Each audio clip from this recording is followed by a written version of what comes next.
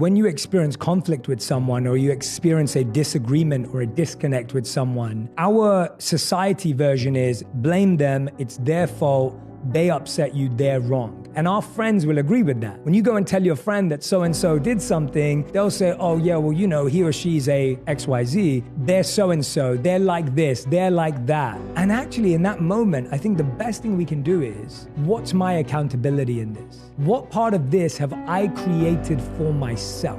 This is a really uncomfortable, difficult question to ask, but it is the best question you can ask yourself. If every time something goes wrong or something doesn't work out, instead of blaming someone else or blaming yourself, if you can pause and say, what part of this am I responsible for? And I think the reason why that's difficult is because we see everything as binary. We see it as it's either their fault or it's all my fault. It's all your fault or it's all my fault. And the truth is, there is no or, it's all parts. It's partly your fault and it's partly my fault. But if I don't understand what my part to play is, then I can't actually understand it. So the first step is, what's my part?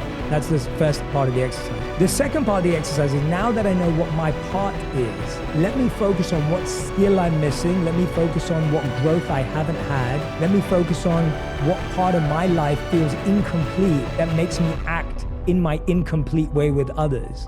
So what part of me is missing? And I found that when I was over-sacrificing or over-giving, that's because I was trying to demand love from someone else and demand validation from someone else. So I was almost trying to achieve or earn that love and validation. And so I realized I wasn't giving it to myself. And so now I've realized that whatever you want from someone else, give it to yourself first. If you want compliments from someone else, give them to yourself first. If you want validation from someone else, give it to yourself first. Because no matter how many of them they give you, if you never gave it to yourself in the first place, it will never be enough. So that's the second step. Whatever you want from someone else, give it to yourself first.